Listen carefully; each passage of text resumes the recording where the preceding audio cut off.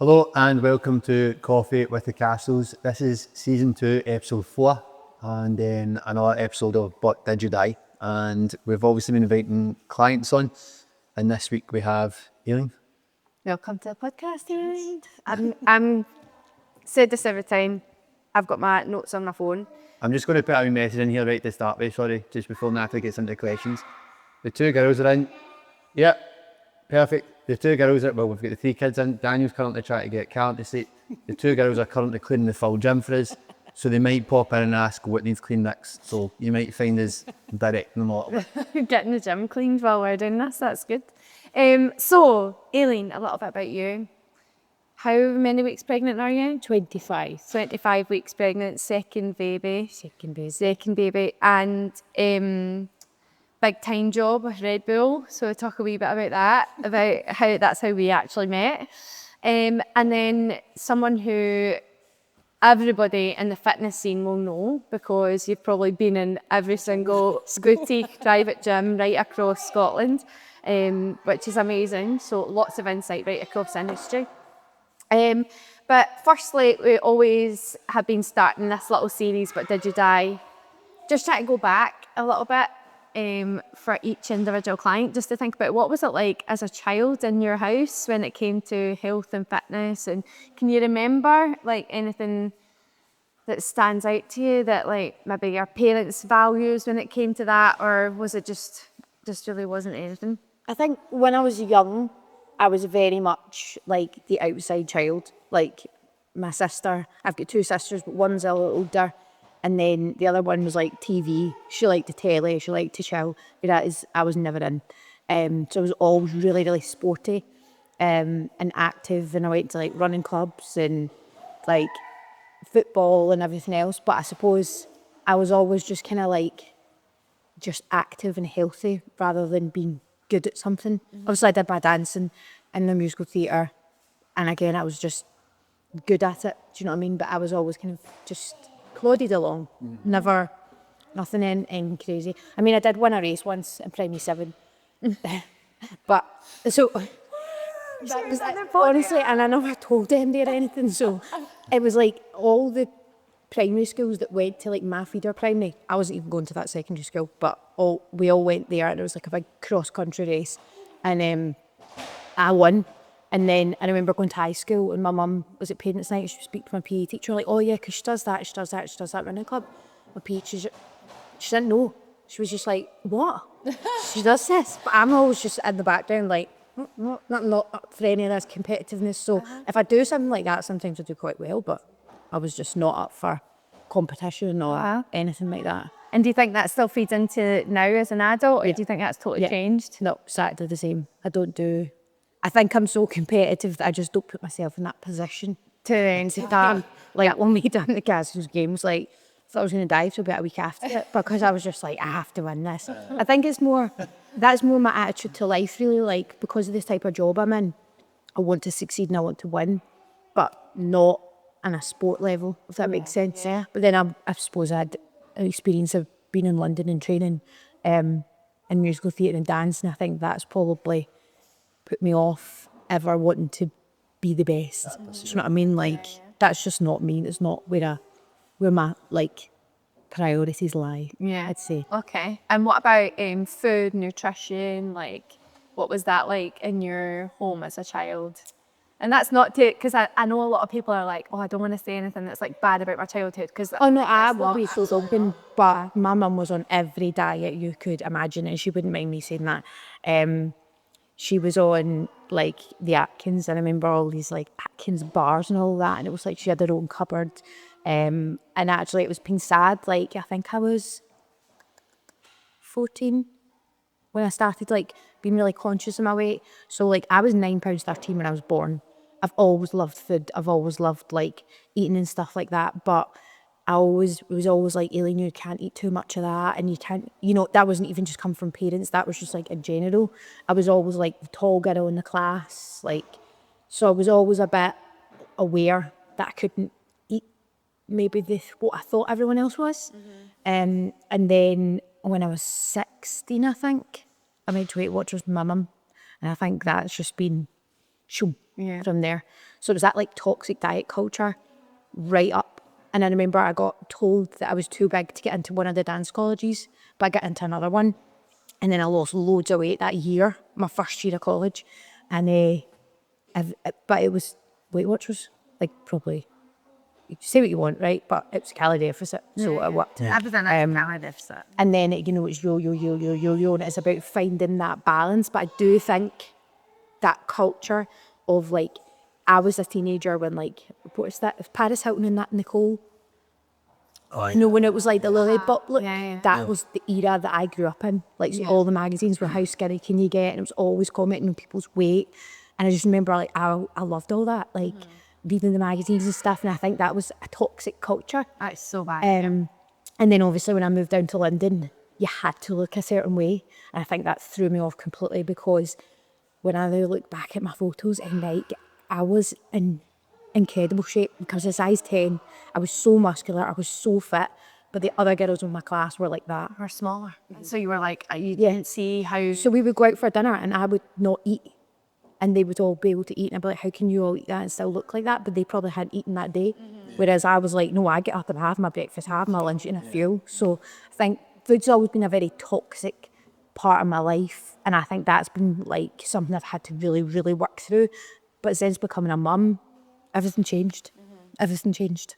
Like, food doesn't need to be a priority, and it doesn't need to be like an addition of, or like, you know, go and enjoy it, but it should be fuel to get you through the day. Right, it's And not I like think a my main- mindset just flicked as soon as I had Evie, just because your world changes. Like, the whole world changes, and the things that used to be important to you aren't anymore. So, yeah. And also as well, like there'll be that element of like having children, any gender, is like obviously any kind of environment about food or nutrition or fitness or health can be toxic either way, right? Yeah. But especially being a woman or a girl, having another girl, 100%. it's like especially the environment that we grew up in with like magazines and body image and that really skinny look. But then on the total flip side of that, like, can we still protect them now that everything is now on the phones or like so easily accessible? You just need to be the best you can. Exactly. So how do we change that environment in the household? And I suppose that's the purpose of that. Yeah. Is to reflect back and think, God, parents were on diets and All the time. especially mums. And we had a sweetie tin that you weren't allowed to open. You couldn't open it. You weren't allowed to go near it. Your fizzy juice, even if it was a diet, fizzy juice, whatever, you were allowed that on a Saturday night, and you were allowed one can. It's like, so it was like, probably food was restricted at that point, but that was just what everybody knew. Whereas now, Evie can go into the cupboards low in my house, because I'm like, she will never not be able to feed herself when she's hungry. I want her to learn that if she's hungry, she can go and get something to eat and make choice, rather than it being her told when she's allowed to eat and her told what she's allowed to eat. It's the what, isn't it? It's like the treat cupboard or the treat on a Saturday night. Doing that, it's a whole thing, innit? The more you restrict it. The more you binge. The more you binge. A kids, like when I've like worked at kids' parties and stuff like that, and these wee souls are sitting at the buffet table stuffing their faces because at home they're not allowed it. So if you restrict everything, they're going to be greedy. And I remember my friend when I was young, she got diagnosed with diabetes really young, and we were growing up together, and we were like primary 2 and 3. I remember she used to like sneak down to the shop and like buy as much as she could and like eat as much as she could, because she wasn't allowed sweeties and all that through obviously having diabetes. And that just stuck in my mind for so long. And I think I was brought up probably when I was eating, and it was all about my body image. What I thought it was all about my body image. Obviously, my mum and dad told me I was lovely and all that every day. But then I went into dance in the musical theatre industry. And I think that, me feeling the way I did about myself and then going into that industry as a professional, that's where it probably was. But there was probably like, that was the worst place I could have been. Well, I was so vulnerable and young. But And what was that like? Can you describe what that was like as a young girl? I mean, I could only like, obviously I went into a performing arts industry as well when I went to college, and it was all about all felt very personal because it is you, isn't it? If you're a dancer, your body is your instrument, or for me, I'm a singer, so my body was my instrument. Yeah. And so it's every part of you just wants to impress and be good all the time. So then constantly getting like, you need to be better at this, you need to improve on this, this is not good enough. You need never told you're good. No, never. So it's like almost as if like that is then amplified when it's not just my voice, it's your body. Yeah. Because your body's going to carry through your dance, it's going to carry you through your performances. So like, what was that like? Horrendous, toxic. Like the reason I came home is because I knew I couldn't stay there any longer. So I was like, I'm not well enough for this. Like I am not well enough to be in this environment with these people. I love what I do, but I don't look the same as these other people because I was athletic. And I remember my teacher saying to me, so I was a good actress, right? I was. And she was like, right, you know, if we're pushing this, we'll push the kind of performance bit of it. But she always used to say to me, you shine in your warm-ups. I'm like, that's great, because I should be shining when I'm doing my performances. But she was like, the athleticness and the attitude you have when you're doing your HIIT, because we used to do like an hour HIIT every day. Every morning it was like a proper workout, and she was like, you're right up the front, you're just angry, you're getting it. And that stuck with me, because I was just like, oh, well, maybe I'm quite good at that then. Do you know what I mean? Like, okay. So I was kind of known as like the fit one, because like I got a gym membership and all that, and the girls were like, what are you doing at the gym at night? But that was making me happy, and I think that's what I got something from that. And I think I was confusing the way I felt after I'd like had a really tough day of training. I loved that. Everyone was like, oh, I'm tired. Whereas I was like, right, what can we do now? Like on a pure high. And I think maybe that was a good thing, taking the way I felt after the exercise all day. I was like, right, okay, well, that's what's making me feel good, rather than being In this environment. Yeah, being in this environment. You both think that all lashes are tired enough tonight? Yeah, and do you know, don't get me wrong, like I met the most incredible people, and was like friends for life and things, but I feel like that's pivotal where I shouldn't have been there. It's not just like the individuals are lovely. Mm-hmm. The environment is probably set up for people to succeed in that box environment, as in people being boxed into that size, that shape, that look, that talent. The people that have done well weren't the most talented. They looked a certain way. Yeah. They had gorgeous hair, or they were really tall and they were really slim, or they had that look, and that was always pushed to us. Like, if you look a certain way, you are going to get far in this industry, which is sad, but yeah, and then you've got somebody who's super, super talented who maybe doesn't fit in the box, and then you take all of that, you put them all into this really compressed environment, so much pressure and so much like, especially when it comes to females and body image, and somebody who's exposed to Weight Watchers and, you know, and everyday culture and all that. The cabbage soup diet. Exactly. Like, I could only imagine that pressure cooker in your brain starting to like say, none of these dots are connecting, plus all your hormones are balancing the body. Plus then you're like, what am I going to do in my future if I can't do this? Yes, yeah. That's where it all goes to like. Yeah, I could only imagine. And then, so did you leave early then? No. So I finished my course, I graduated and stuff, so I've got like all my qualifications. But when I graduated, I was on that high, like, this is amazing. And, you know, because I was fit and I was quite good at acting and stuff like that, they were like, right, okay, you should give this a go, you should go and try these classes and these courses. So because I was into my fitness so much, one of my teachers put me forward for a job at Fitness First. So I would like go and open the gym and stuff in the morning, I would be on reception, and then I would do class after my shift and stuff like that. And I kind of tried to make it work, and like moved in to another house. And but then, I don't know, you probably know this, but the gym environment, right, it's the same down here as it is up here. Instructors don't turn up. You're like, everything's crazy. You've got like, you're open. I was opening at like 4:30, 5 in the morning for all these people coming in, and somebody didn't turn up to teach a class. So I ended up just jumping in and teaching classes, because obviously I could dance and I could just kind of keep a HIIT class going. So the area manager came in and he said, would you really like to put you through your course through Fitness First to do your level 3? And I was like, okay, and it's free. But then the more I thought about it, I was like, why would I do that here?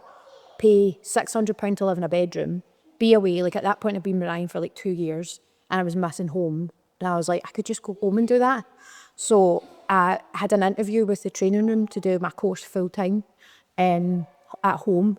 And I think because I'd made like a decision like that, my mum and dad were like, well, fair enough, like we have helped you financially and, you know, your whole life's down there, but we know that you can come home. But I had a reason to come home. And then, so I sold my car that was still at home, came back home and did my course, my full-time PT course. And then I remember there was a few opportunities at the end of that, like David Lloyd and stuff reached out, because that's what I was doing my course, for me to PT in there. But I was just like, I'm going out on my own. Like, I've done too much people pleasing for the last however many years and put myself in a position of do this. Someday it's always on my back about something I wasn't good enough at. So I just set my own business up and went from there. Amazing. And so what did you do? What was that? So I was mobile. So I was like just a mobile PT basically for like 5 or 6 years. And I had all my kit in my car and I used to just go to like mum's houses. We didn't have childcare. And I actually was so good, like off the back of like all my accounts and stuff, like I bought my house, my first house with Ryan. I got married. So I had like that drive, you know, I was still teaching dance classes, but I had like sometimes it was like 35 clients sometimes a week. That's amazing.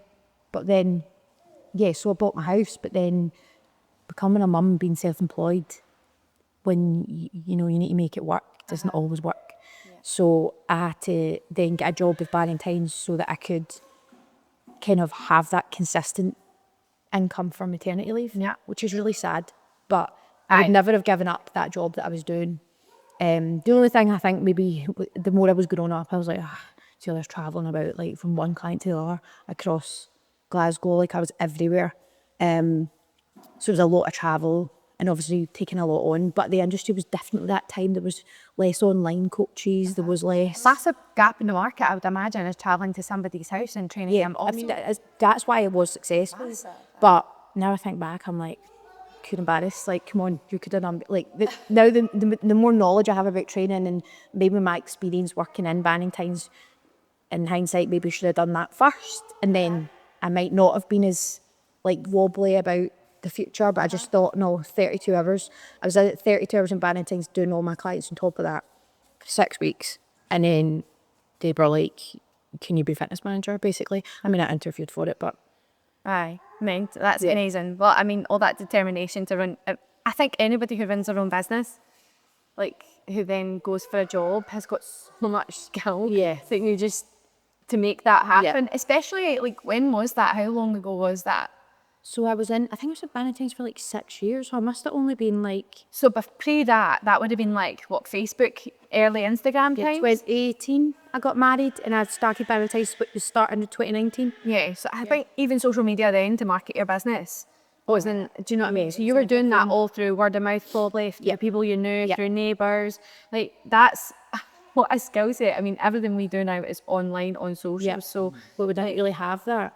So no wonder they offered you the... I got leaflets and all that. No, I know. But it was like, I wish, like, so if I give it a good go now, if I gave it a good go now, you know, the way I did then, I think I would fly. But it is just that kind of security. And then obviously the fitness manager became a big thing and it was a huge part of my life. Like, I was totally consumed by the job for 6 years. And then when did Evie come along? So Evie came along. How old is she? She's 3. She came along 2021. I went back to work, I think, for like 6 months and I got promoted to assistant general manager, which is where I wanted to go. But it was like when Evie was born, I went and did my general manager training as my keeping in touch. So I was travelling to Darlington, I was in Edinburgh, I was on mat leave, but I was like, I need to keep growing. Like, I don't want to stop. I never want to stop. Yeah. And I never want to be... Like, I mean, it would be nice to drive a big Range Rover and be a stay-at-home mum, but I'd hate it. Yeah. Like, I'd hate it. I was like, back 9 months, boom, back at work, got to get that done. Yeah. Because it's just, you still need to be yourself. Absolutely. You have to be you. That view that. Yeah. And being back at work was the best thing. During that time, did you train when you were pregnant with Evie? So when I first got pregnant with Evie, it was the second lockdown. So obviously I was teaching online classes. I was still teaching dance online. I was covering online classes for other coaches and stuff like that. And then when I went back to work, it was like, that's when I was 12 weeks. She was teaching like 4-5 times a day. And I just loved it. I taught till I was 37 weeks.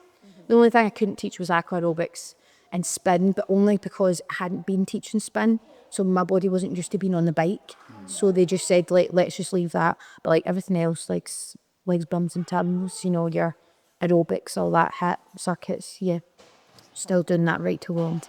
And then when I finished work at 37 weeks, I swam a kilometre about 5 to 6 times a week. So I was 42 weeks.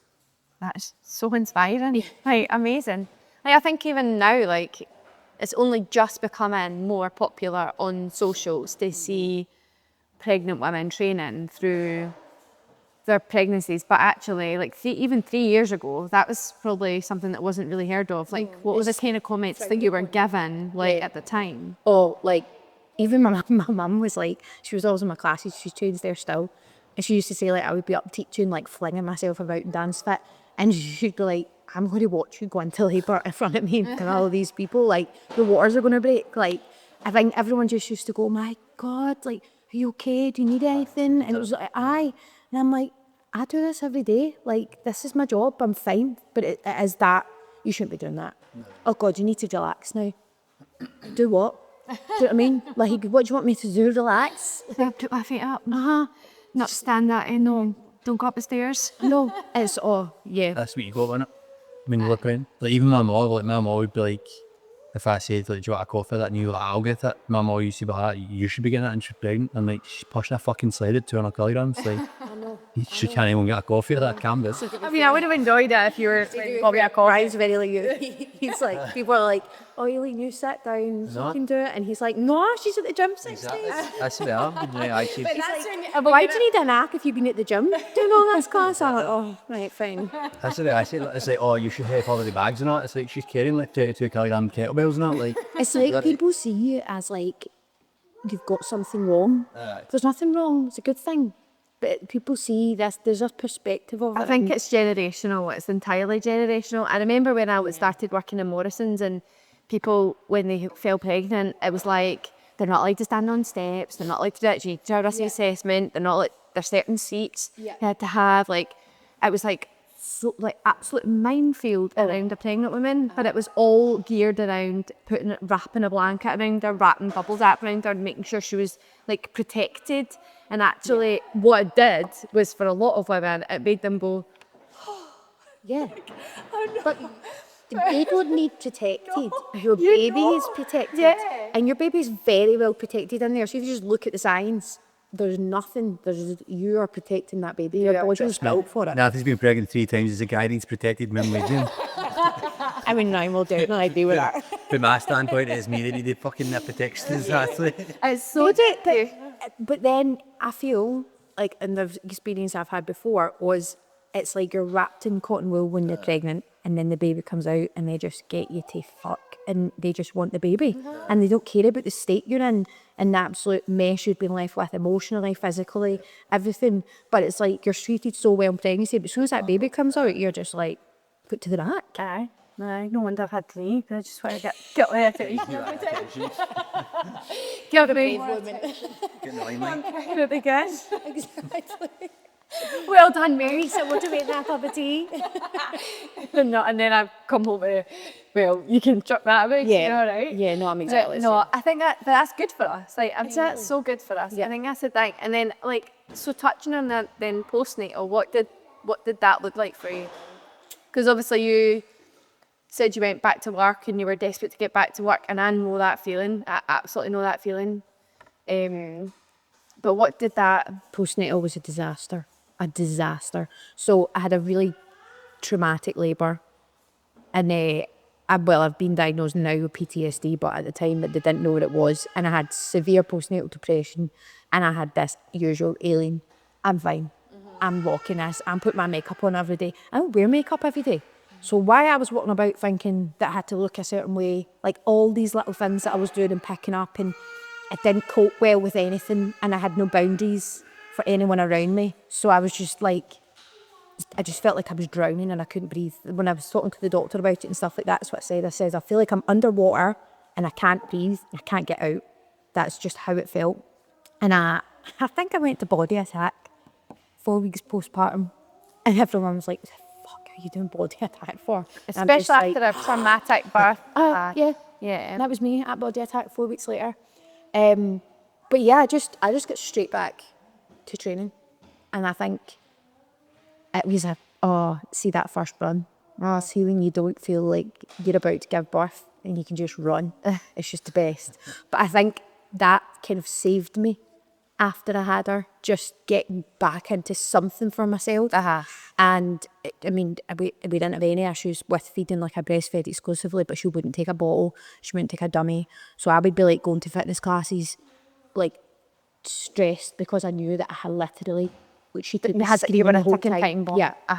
I remember that feeling myself. And there was nowhere really at the time that I could take her with me. So like she would come downstairs and she would wait downstairs with my mum and I would go up to a class and then come back down, and that was really all they had. Like it was just, that was hard. Like I feel as if I never actually got to get into my training or have any like real drive or like push for something because I had a baby that needed me 24/7. Yeah. And wouldn't go to anyone else or anything like that. So yeah, she would go to my mum or whatever, but it was like, right, needed again.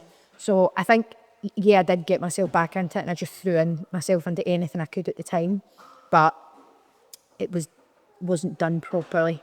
Yeah. With the right intention. It was like running away at first and then trying to get time for you, and but then also that like, I admit, I said this to Stephen, sometimes I used to go shopping and then, like, you'll know that feeling where you get to like I've been away too long, I need to get back. And it's usually when I was getting in the car after packing the car up from shopping and I'd be like, I need to get back, oh my God, I wonder if they're crying, and I'd be phoning Stephen, like, are they okay? Because I'd start to hit the panic button, and like, I've been away too long. Yeah, and you're actually going to the shops. That's what you're doing. You're just in your head at the time. I think when you move on to your second child, you'll feel this as a dad as well, like, you do become much more comfortable and confident, so you're like, oh, they're fine. And you'll be like that with Carolyn, like, right, it's fine. But I think the first time it is just that constant paranoia. So yeah, I suppose I wasn't training for the right reasons or for a purpose. There was no kind of end goal at the time. I think that is going to be completely different now. Because also when I went back to work again, I didn't train because I was teaching 4 classes in a row a day. I didn't have time to then go to the gym after that. My body was exhausted. So I think when I was working there, I was doing it like I was just working. That was part of the day. Whereas now, I do it for myself, don't do it for anyone else. Do you know what I mean? Yeah, so it's completely different. It's a completely different way of training as well. And so looking back on your last pregnancy and then now into this pregnancy, and obviously postpartum is going to be here before you know it. So what does that... I feel like you've been pregnant Forever. I feel like literally when that baby was conceived, I knew. No, 100%. Yeah, remember the day I found out. Right up in Glasgow. The night before I got a text, right, I'm pregnant and I'm running to one. Was it not the night No, before? I done one the night before and I didn't know. But you messaged me the night before. We missed you first thing in the morning. Probably like 5 o'clock. And I'm just about to do a HYROX. I've already done one, I'm doing another one today. And How do you think I'll be alright? Yes, right. It was so funny, but I feel like you've been pregnant for ages, so like, but now it's going to be here before you know it. So what would you take from before that you're going to do again? What are you going to leave in that last pregnancy? Have you considered what that looks like? So the amount of people that keep saying to me, you're such a traumatic time, I'm on like medication and all that now, and they keep going, she's going to get a C-section. And I'm like, no, because I'm going back to the gym. And they just look at me as if I'm like an alien. And I'm like, what? And they're like, yeah, but you knew you should recover anyway. And I'm like, yeah, but recovery doesn't need to be sitting on a couch. Like recovery can be moving your body and starting to get like things strong again. So I think like that before, as I said, like I just started doing body attack, which probably wasn't the best thing to do postpartum, but you know what? It gave me a burn. It gave me that feeling.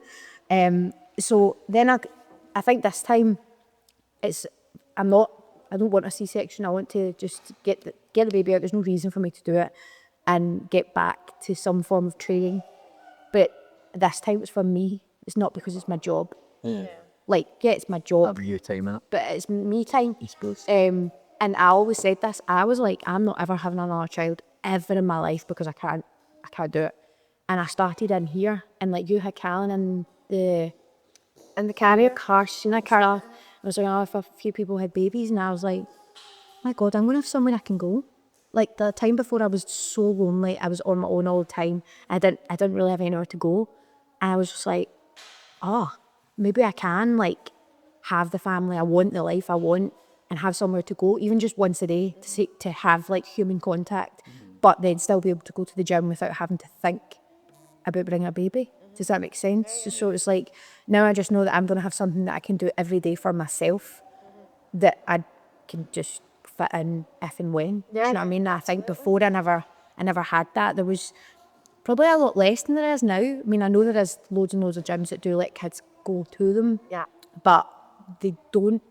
There's one I know of that does have like a creche area like you guys, but I think there generally is like not enough. No, you know, see them just dot about in it.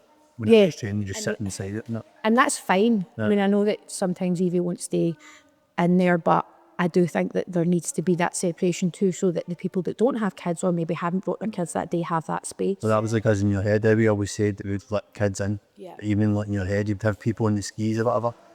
But I always remember, I was like, for example, and you had in your head, and it was like Chloe brought Mila in, Oh yeah, and she's and Mila was sitting in between the two skis that were on the wall, and she's just sitting there calling book in between the two skis as everybody's like parting the skis and stuff like that. So as soon as we said like we're going to move to another unit, it was like they need a space, a specific space. And it's the thing, we don't mind them all about that, but yeah, it's like, as you say, just have that separation. she falls off things like, and I know that, but kids see this as a playground, like, and I think it's amazing that you can come, but you need a space for them so that the parents can still separate, and you're still letting people who might be parents or might not want to be parents have a safe space to train where they can get an effective workout in without kids running in front of the sled and all that. That's important. Separate, yeah, 100%. That's important. She's all right. She bounces. That's Second what child. in a gym is, but don't kill me that. Second middle one. Aye, That's honestly, it's next level. You're about to experience. I'm done. After that, I'm done. Thanks very much. No. I know, no, you're absolutely smashing it. And like, so you don't just train here, you train a lot. Yeah. You still train a lot. And I remember the first day you came in here. So do you want to chat about what? I was putting you in a fridge.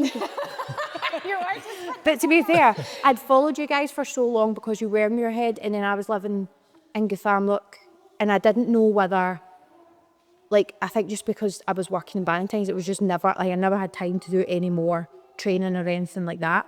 And then I came in and I knew how close it was to here, but also Gillian and Terry came. So, like, I became really, really close with them just through the girls at nursery and things. And then I walked in and I was like, I saw that you had the stuff for the kids. And then you told me you had like 5 classes a day that would all work around a normal schedule. But I had never had a normal schedule, so it was always that. But I think unless I came in, it's always that social media thing where you see things and you're like, oh, I'll go or I'll try it. But actually the fact that I came in and I saw you were training and you were doing HYROX stuff, and I was like, oh wow, okay, I'm there. Like, and it's so close to home. As I said, the classes, the amount of classes you have on a week is like unbelievable. So there's a time for everybody. Like, there's no excuses. No. I always find it funny when you first come in, because it was like, obviously we were coming in, as you said, they put it in a fridge. And I think that workout, it was literally just like 2 exercises. It was burpees And like Buffy wall broad balls. jumps, you like Buffy broad jump, I was just like, time. oh, love that. It was like Buffy broad jumps and wall balls, and then it was like Buffy broad jumps and ski. That was it. Yeah. And you were like, can I come in and try a session? I'm like, I was talking to you while I was doing Bucky Broad jumps. I was like, hi, nice to meet you, Aileen. Like, just speaking to you on Instagram or something, or email. And then when you left and Stephen was like, she wants to sign up, I was like, Yeah. I was should like, I oh, great, 10 out of 10. I think it's just, it's knew you that were crazy for us. training. Like, but it doesn't need to be, but I like that. So if I think that I'm going to go to a gym and they're going to say, do some shoulder press and wait for your partner, no, sorry, I don't have time. So I think I can't do that. just absolutely hammer Yeah. right through. Hence why I was 4 weeks postpartum and body attack class. No, amazing. No, it's and then what else have you done while you've been with Cassells? What's been kind of the biggest kind of I've done moments? 4 HYROX. Yeah, Did you because done one beforehand? I done a Glasgow by myself Yes, mate. because I thought I was doing a doubles just with a girl I worked with. But I'd actually, big when you aren't going to surprise this, but when I went on to book it, I booked 2 single tickets. Because I didn't really know what any of it meant. I was just like, woohoo! And then I realised I was going to have to do the whole thing myself. So I did that. And then that was in the March. That Glasgow's always March. I think I joined here in like October. Yeah. And then I must have been here for like 2 weeks. And you were all going to Manchester. You bought my sister's ticket after. And no, that was the bit before that. I was literally must have been here for like 2 or 3 weeks, and you were all doing it, and you were like, get tickets. But I could only get a pro doubles. So my friend was like, oh, I'm in this now. Like, this is a pure buzz. So me and my friend did it. We had such a laugh. What a day! It was so fun, and I actually really enjoyed Manchester. That was in November. So I must have been here like 2 weeks, and I was already signed up to Manchester in a pro race, and it must have just been when I came back, literally just plodding about, filling up my water, whatever I do. And Amy was selling her ticket, and Stephen was like, Aileen will take it. And I was like, oh, excuse me, that's a pro ticket. Like, oh, come on. And then I just thought, fuck it. Let's see what happens. That was and I loved Glasgow? it. No, that was Manchester. It was Manchester. The end of January. Me and Amy was going to get the... She tried to get the Open, but she couldn't get one, so she just bought the Pro. And then she was shaking herself. So I don't think I'll be able to do this. And I was like, this Aileen should do it. And that was that was it. What they could have like, she's stuck in there. But you know what was funny? I think people say this all the time. They say, oh, I do pro, and then they go, oh, you, and I'm like, let's stop, right? I'm not going to get a flag. I'm not going to be on no podium. I'm not interested in that, right? It's floating me. There are elite athletes that do this for a living. Yeah. I don't like you. I just love the buzz, right? But the open weights don't challenge me. So the running I'm not going to be great at, but I do really enjoy running. I enjoy putting my headphones in, going to run day to day. But those weights will challenge me. So why would I sit in an open race constantly again and again when I know that I'm able to do the pro? That was a conversation that I had with JK ages ago. It was like, so a lot of people get put off the pro races because they're called pro. Yeah. It's like everybody thinks, because it's a pro race, you have to be like this elite athlete. It's not that at all. No. It's like, it's just because it's different weights. But then me and JK had a chat about it, saying like, do you think more people would go into the pro races if it wasn't called pro? Do you know what I mean? See for example, you have open. So if you have open, then you have like, I don't know, you would need to call it a certain name, but then elite. But then what they've done is they've tied it off by calling it pro. So a lot of people are terrified of being pro because they're like, well, I'm not a pro athlete. And it's like, no, you don't need to be. It's just a different challenge in weights. I mean, the challenge for me in pro is the 6 kilogram wall vault, and it's not even that much. No. But you need to do 100 of them after a full race. But why, when you're training to a certain level every week in the gym and you're pushing those pro weights all the time, like if you're at an effective gym, you should be giving them those weights and you should be pushing it a wee bit more. So why are you not? I mean, it's got to a point Stephen hides stuff before him. Yeah, he hides them. So everybody's on just like, well, even down the road, the only ball we had was a 7. Yeah, that was the only one with that. That's it. It's like, I only do it for me. There's no one in this world. Like, I will never be on a podium. I'll never get a flag. Like, that's fine. Like, I'm happy with that because I just love the atmosphere. I love the event. Like, it's like a professional footballer. I'm never going to be a bloody professional footballer, but if I want to go and watch football, go and enjoy myself, do you know what I mean? That's how you see if you called it like beginner, intermediate, advanced. Many people would actually call it day pro because it's called intermediate. Oh, nah. So I mean, they wouldn't like feel as daunted by it. Because it's like in here, it's like obviously as you said, whenever like people throw out a 6 kilogram mobile and then you go, I'm going to do a pro. Or can I do a pro? I don't know. How? You're going double the weight in the sleds. You're going 6 kilogram ball anyway, so you're using all the things. Exactly. Is it Anton for example? Can he do a pro? Well, there's And no then reason he for did. him not. Yeah. He did. So he's done it. Then what about you want to do anything else? Glasgow, it was like, we'll just go open and all that. And I remember doing the Friday night, and I did it with my big sister, and I just felt so strong because I was just like, this is open weights. These weights are sound. Like they're not. I mean, you're not going to say they're easy, are they? Because HYROX is not because easy. then it's a It different just style feels of a bit race better. because you can go faster. So it's maybe not strength element that's being challenged, but the endurance will go. But when you are doubles, you get that rest, which you don't get in here. No. So if you were doing open weights in here, you would be pushing it faster and you would be getting less rest. Yeah. So it is training you for being for speed.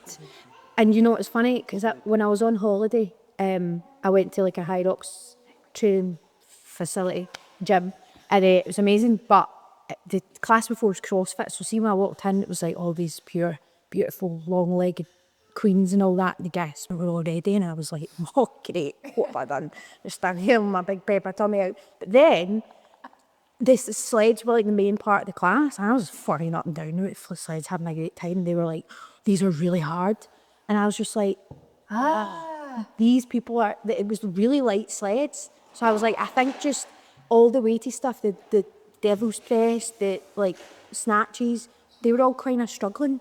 But I wasn't struggling at all with it. Then we did track, but that's a different story. But do you know what I mean? Like those things, if you're good at those things and you push yourself to lift heavier, it's easy. Well, it's not easy, but it's easier in your mind. You're able to cope with them better. I think that's the best way to put it, is like you're able to deal and cope with them better. Like if you use heavier. But as you said, it's like, that's where you've got to ask yourself, like, so see if it's somebody like yourself, right? Yeah. I would more likely encourage someone like you to do the pro races anyway, but purely because like you're saying to yourself, right, the open weights aren't challenging enough, but you're not in it to try and get podiums and flags and stuff like that. See if you were, I would say, do you know what, you're probably better after an open because you probably will have more chance of doing like the podiums, getting flags, etc. But see if you're literally in it for that and you just want the challenge, then step up to the pro, even if it takes you an hour and a half. Like open might take you an hour and 10 minutes. But then what's the point if you don't feel the buzz of like really step up and challenge yourself? Whereas if you go and do the pro and if it takes you about an hour and a half. And I do it kind of So I can get the pro badge See, to be fair, in my bag. see, the more and more I think about it, right, it's people like me that are the stupid ones try to do it faster because I'm paying the same amount of money for you, like that you are. I say this all the time. Yous are getting merit. I'm standing in that tunnel, singing at the top of my lungs and all that, right? You're hiking every up and all, they're all standing like that. And I'm like, you have paid £150 for a ticket. Are you wanting to podium? Is that what you want today? Oh no, I just want to just get done, just do it. I said, why are you all so nervous then? Just enjoy yourself. That's my thing as well. Like, I've genuinely think this. I'm like, right, so I pay the same amount of money as you guys for it, right? And say, for example, I'm trying to can it and try and get a sub hour. Well, I've paid the same amount. You're sitting there at the sleds and that, like just enjoying life, and I'm like, You're smiling the whole time, like, oh, I've got a photo. I'm like, wait a minute, she's getting her money's worth, that no. And that's the thing. It's like you want your money's worth, and if I think I don't have an ego, right? I really don't give a shit. So when I'm in that tunnel or whatever, I actually feel really bad for some of them because they're so stressed and so upset. And I probably don't look the same as some of them on the pro race.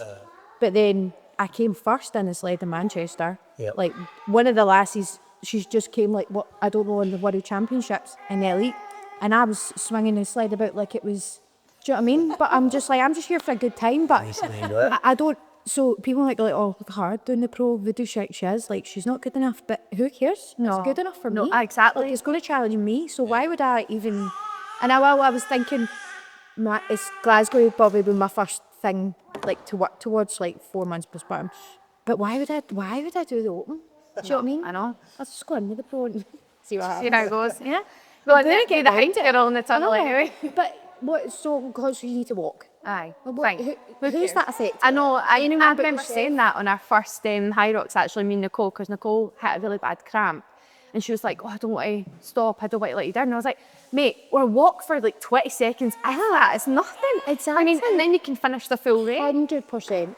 So, That's it. It's just, you need to let go of whatever you see. Like, social media and actual HYROX are two very different things. Yeah. Like, so different. It's a good point. So it totally is. But it'd be good if we could all get tickets. enough. Well. Works. And I say, oh, I'm going to do Glasgow. Fat chance of that happening.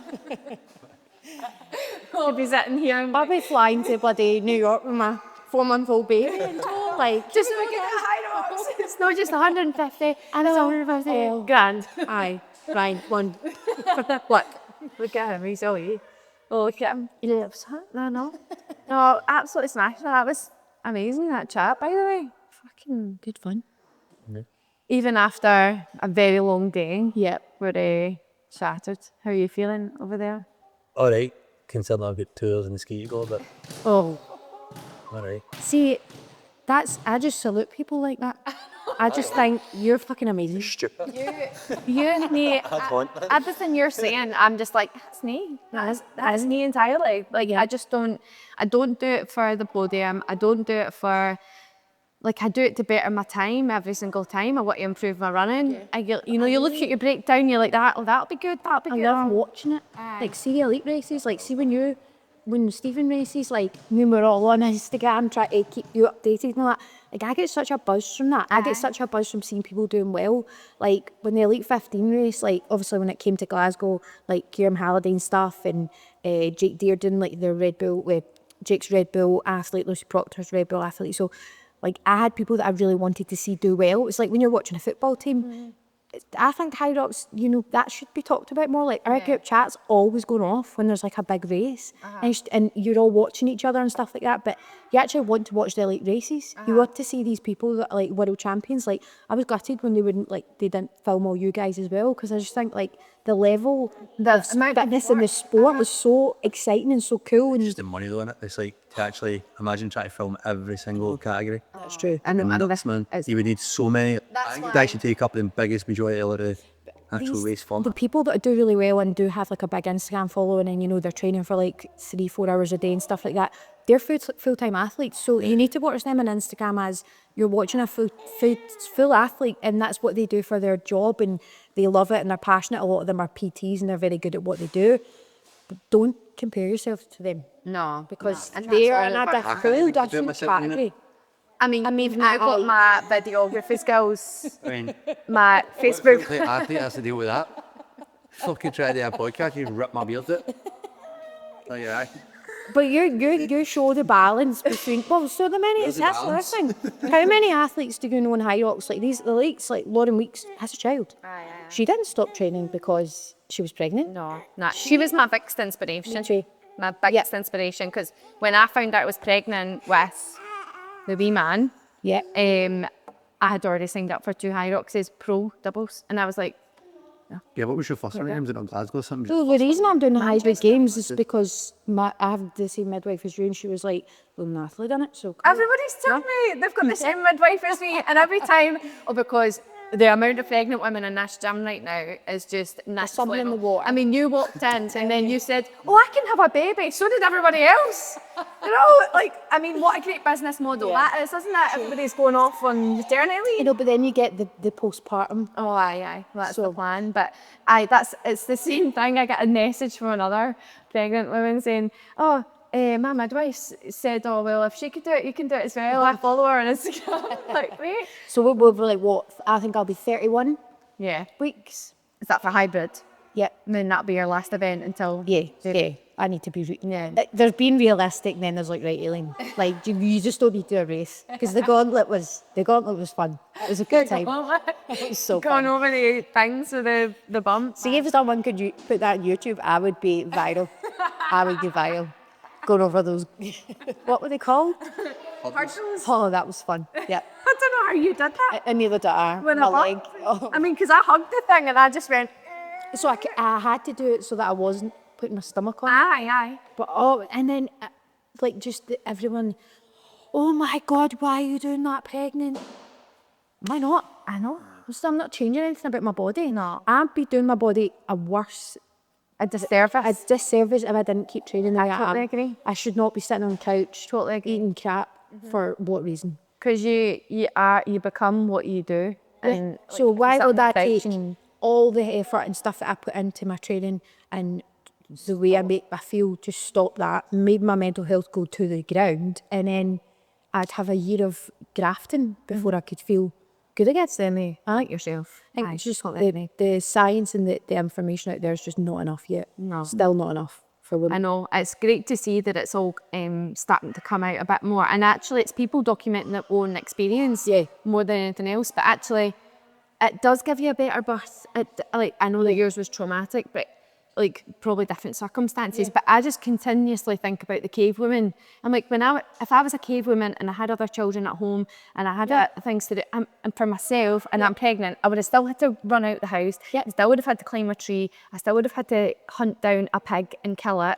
And then There was nothing wrong with them. nothing wrong with them. I mean, and then go into a cave and give birth and then get up and go and do it again. It's even like that. Even like if you look at even just the like 15s, a lot of them are dads. Like the men as well. Like, and I follow what was Graham's double partner? Tillman. Yeah, and he like just seeing you on Instagram and him on Instagram talking about like how they're trying to juggle training and all that is like, don't forget that that's a huge thing as well for your bodies. Like you can get up after like 2 hours sleep. Like we all have to now function. Like my child still doesn't sleep through the night.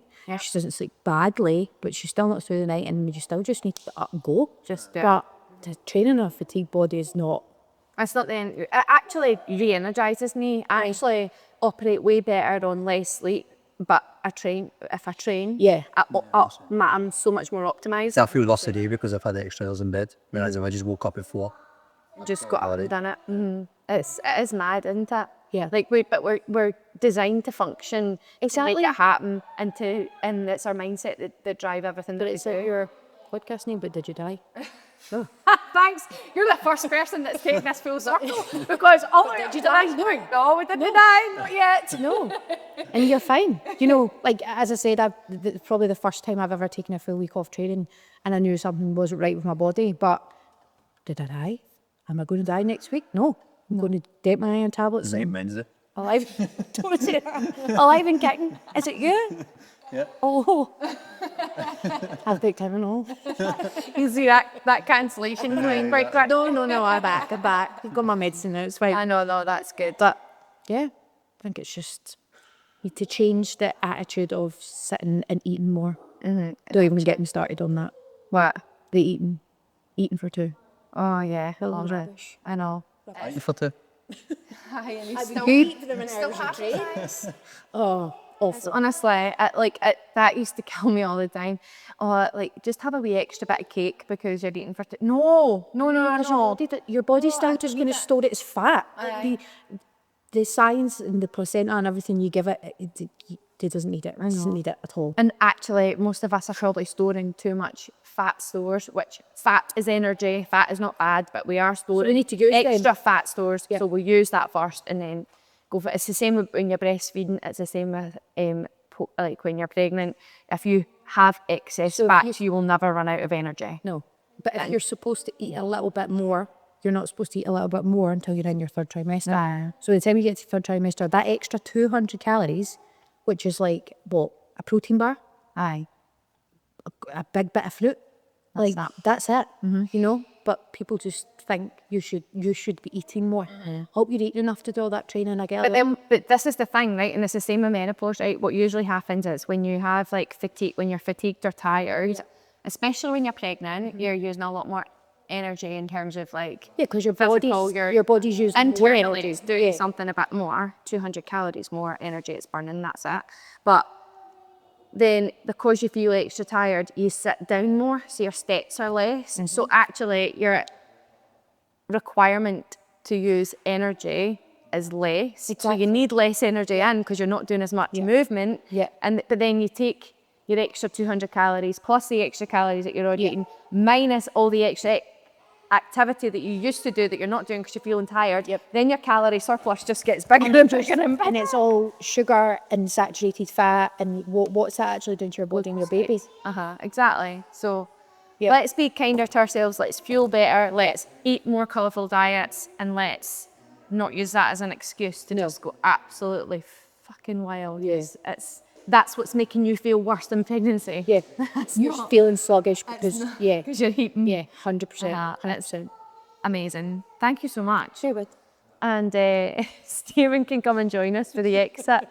maybe all 3 kids as well. They've done amazing. Yeah, Absolutely amazing. We've been, It's just normal. This is my house. Just about the dog's quite like a giant child. So yeah, I'd say I have 2 children and Ryan at the moment. So that's 3. Well, thank you very much, Aileen. Very well. Thank you very much, Daniel. Yeah. Thank you very much to the 3 kids for... They're just swimming in a half a bottle of honey. So thank you very much to the 3 kids. They're just actually swimming in a fucking half a bottle of honey. That's better than the 12 eggs that they were swimming in earlier. So Oh yeah, yeah. that was this morning. We swam in Sudoku. So it was So whatever you're swimming in, have a great day. Do you want to do the outro, Stephen? Hey, thanks again for listening, guys. We appreciate all the... I'm going The likes, the I'm going follow, to keep joking. subscribe. So this has been like a bit of an advert for coming to the gym if you want to have kids, right? But see if I turn that camera on, it'll be the thing that gets you to go to the shop and buy Durex, because that is Durex. ridiculous. Not Durex, to buy Condoms? condoms, not That's a the bit, other that is Durex. Durex, condoms. You're thinking about a tub of paint. Dulux paint. She's going to be you. Natalie's tired. It's fine. So as always, guys, we appreciate the support. If you followed us this far, as always, like, share, comment, tell your pals about us, and we'll see you in the next episode.